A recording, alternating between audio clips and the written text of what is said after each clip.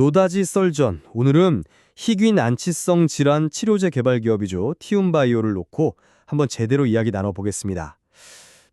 자궁내막증 신약 후보 물질 메리골릭스, 그리고 면역 항암제 포스포셀티브. 정말 강력한 파이프라인을 보유한 회사죠. 네, 맞습니다. 특히 최근에 발표된 임상 데이터들이 워낙 인상적이어서 시장의 관심이 아주 뜨겁습니다. 바로 그 지점입니다. 그래서 오늘 저희가 던질 핵심 질문은 이겁니다. 티움바이오가 손에 쥔 이 혁신적인 임상 데이터라는 강력한 패가 과연 기업의 가치를 폭발시키고 모두가 기다리는 대규모 기술 이전이라는 결실로 이어질 수 있을 것인가? 저는 이 압도적인 데이터와 또 자회사의 성장성을 볼 때 성공 가능성이 매우 높다고 봅니다. 저는 그 의견과는 조금 결이 다릅니다. 데이터가 희망적이라는 건 저도 물론 인정합니다. 하지만 신약 개발의 그 냉혹한 현실, 그러니까 재무적인 압박과 기술 이전의 불확실성이라는 거대한 벽이 여전히 존재한다고 생각합니다.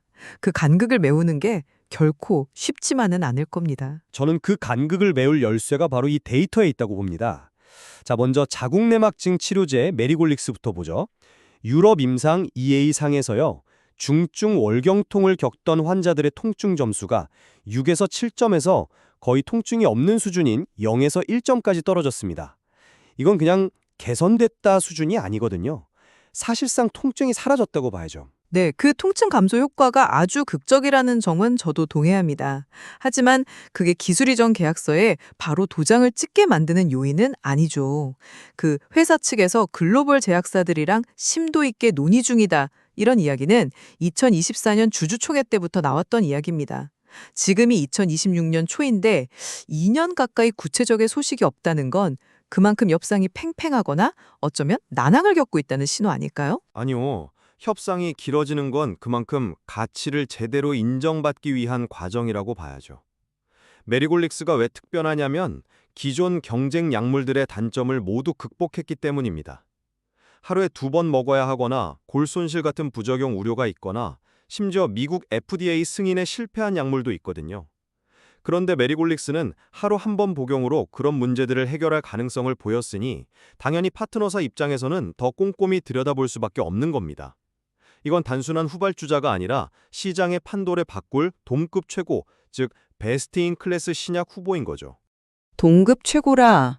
그 평가는 아직 모든 임상이 끝나고 또 시장의 검증까지 거친 후에야 붙일 수 있는 뭐랄까 영광의 훈장 같은 겁니다. 지금은 기대감이죠. 그리고 경쟁자들이 한계가 명확하다고 해도 그들은 이미 시장에 출시돼서 막대한 매출을 올리면서 시장을 선점하고 있습니다. 이 단단한 벽을 뚫기 위해서는 단순히 데이터가 조금 더 좋다는 것만으로는 부족할 수 있다는 현실을 직시해야 합니다.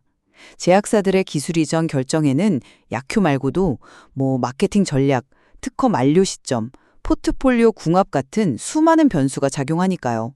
좋습니다. 그렇다면 면역 강암제 포스포셀티브는 어떻게 보십니까? 이건 조금 더 좋은 수준이 아닙니다. 치료가 까다로운 두경보암 환자를 대상으로 한 임상에서 객관적 반응률, 그러니까 암의 크기가 의미 있게 줄어든 환자의 비율이 무려 70.6%에 달했습니다. 70.6%라는 숫자는 분명히 놀랍네요. 놀라운 정도가 아니죠. 현재 이 시장을 지배하고 있는 1차 치료제 키트루다의 단독요법 반응률이 20% 안팎이라는 점을 생각해보면 70%라는 숫자는 단순히 좋은 데이터가 아닙니다. 기존 치료 패러다임을 완전히 뒤흔들 수 있는 말 그대로 게임 체인저의 등장을 알리는 신호탄이라고 봐야 합니다.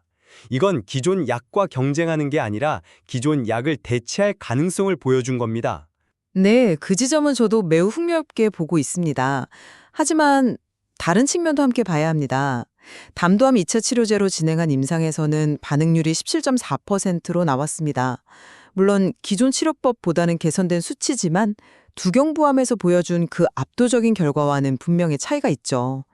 회사 스스로도 이 결과에 대해서는 추가적인 의사결정이 필요하다고 한 발 물러서는 모습을 보였고요. 그건 적응증 확장의 과정에서 흔히 나타나는 일 아닌가요?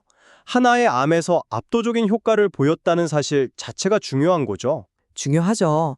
하지만 빅파마, 그러니까 거대 제약사의 입장에서 생각해보면 그림이 달라집니다. 그들은 하나의 암에만 특효를 보이는 원히트 원더보다는 여러 종류의 암에서 일관된 효과를 보이는 소위 파이프라인 이너필 약물을 훨씬 선호하거든요. 포스포셀티브의 효능이 두경부암에만 국한될 수 있다는 가능성이 보인다면 기술 이전의 가치평가, 즉 계약 규모가 생각보다 작아질 수 있다는 겁니다. 바로 이 점에 제가 우려하는 재무적 리스크와 직결되는 부분입니다. 재무 리스크 일하기가 나왔으니 말인데 포스포셀티브의 또 다른 강점은 안전성과 편의성입니다. 과거에 이와 유사한 TGF 베타 계열 약물 개발이 줄줄이 실패했던 가장 큰 이유가 심혈관계 부작용 때문이었어요. TGF 베타는 암세포 성장뿐만 아니라 정상세포 기능에도 관여하는 신호물질이라서 이걸 차단하려다 보니 엉뚱한 부작용이 생긴 거죠.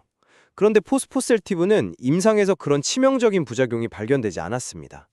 여기에 주사제가 아닌 먹는 경구용 약이라는 건 상업적 가치를 극대화하는 요인이고요. 안전성과 경구용이라는 장점은 분명합니다. 하지만 그 모든 장점에도 불구하고 결국 사업은 돈으로 이야기해야 합니다. 현재 티움바이오가 보유한 현금이 약 180억 원 수준으로 알려져 있습니다. 그런데 연간 연구개발비와 운영비로 140억에서 150억 원이 소요됩니다. 단순 계산으로 딱 1년 버틸 수 있는 자금입니다. 2020년 말이면 현금이 바닥날 수 있다는 계산이 나오죠. 그건 기술 이전 계약이 전혀 없다는 최악의 시나리오를 가정한 것 아닙니까? 회사가 가만히 있진 않겠죠. 물론입니다. 하지만 그 버틸 체력이 얼마나 남았느냐가 협상 테이블에서 얼마나 유리한 고지를 점하느냐를 결정합니다. 시간이 우리 편이 아닐 수 있다는 거죠. 만약 기대했던 메리골릭스나 포스포셀티브의 기술 이전이 계속 지연된다면 결국 추가적인 자금 조달에 나설 수밖에 없습니다. 유상증자 같은 방법 말이죠. 그렇게 되면 기존 주주들의 가치는 희석될 수밖에 없는 구조입니다. 아무리 미래 가치가 뛰어나도 당장 눈앞의 현실이 발목을 잡을 수 있다는 겁니다. 말씀하신 재무적 리스크는 저도 가장 중요하게 보는 지점입니다. 실제로 많은 투자자들이 그 문제 때문에 망설이고 있죠. 하지만 티움바이오가 그저 기술 이전만 바라보며 손 놓고 있는 것은 아닙니다. 바로 자회사의 성장을 통해 그 해법을 스스로 만들고 있습니다. 자회사 상장 IPO 계획을 말씀하시는군요. 맞습니다. 자회사 프로티움 사이언스는 의약품 위탁 개발 생산, 즉 CDMO 사업을 하는데 이미 작년 2025년에만 200억 원이 넘는 신규 수주를 달성했습니다. 꾸준히 현금을 창출하는 알짜 회사로 성장하고 있고 2027년 IPO를 목표로 순항 중입니다. 또 다른 투자자 회사인 SK 플라즈마 역시 2027년 상반기 IPO를 준비하고 있고요. 이것은 연구개발 비용을 외부의 불확실한 자금 조달에만 기댈 게 아니라 자체적인 수익 모델과 투자 성공으로 선순환 구조를 만들어가고 있다는 매우 긍정적인 신호입니다. 하지만 그 IPO 목표 시점이 전부 2027년입니다. 당장 2026년 말부터 닥칠 수 있는 현금 부족 문제를 직접적으로 해결해 주지는 못합니다. 잘 아시겠지만 IPO라는 건 시장 상황에 따라 얼마든지 연기되거나 최악의 경우 무산될 수도 있는 불확실한 이벤트잖아요. 1년 뒤에 들어올 가능성이 있는 돈으로 지금 당장 비어가는 곳간을 채울 수는 없습니다. 그래도 든든한 비상금을 마련해 두는 것과 마찬가지 효과가 있지 않습니까?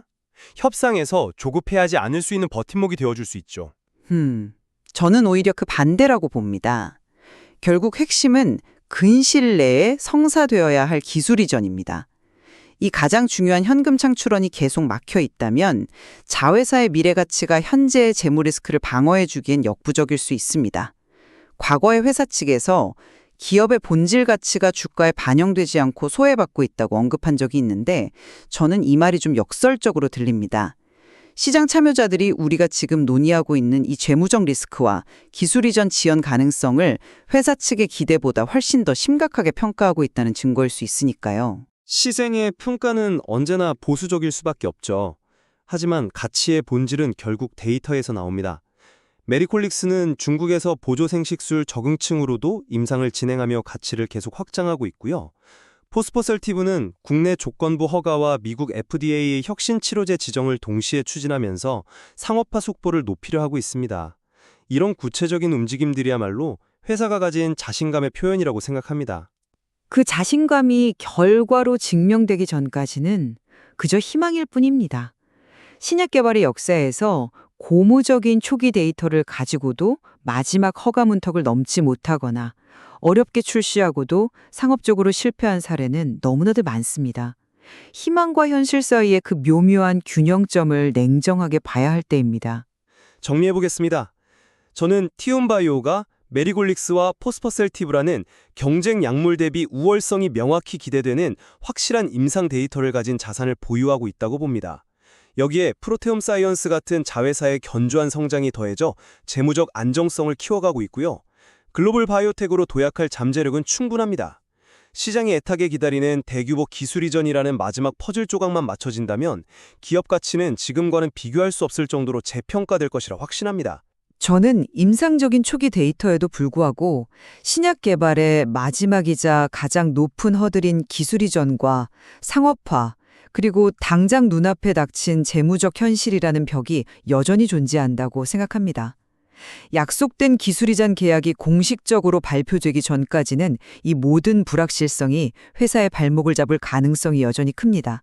따라서 희망적인 데이터에만 주목하기보다는 그 이면에 있는 냉정한 현실을 고려한 신중한 접근이 필요하다고 봅니다. 결국 티움바이오의 미래는 임상 데이터라는 기대가 대규모 기술 수출이라는 현실로 얼마나 빨리 증명될 수 있느냐에 달려있다고 볼 수 있겠습니다. 시계는 똑딱이고 있고 시장은 그 결과를 기다리고 있습니다. 네, 이 흥미로운 드라마의 다음 편이 어떻게 전개될지 지켜봐야겠습니다. 오늘 논의를 통해 이 기업이 가진 눈부신 가능성과 동시에 넘어야 할 험난한 과제들을 다각적으로 조망하는 데 도움이 되었기를 바랍니다. 노다지 썰전이었습니다.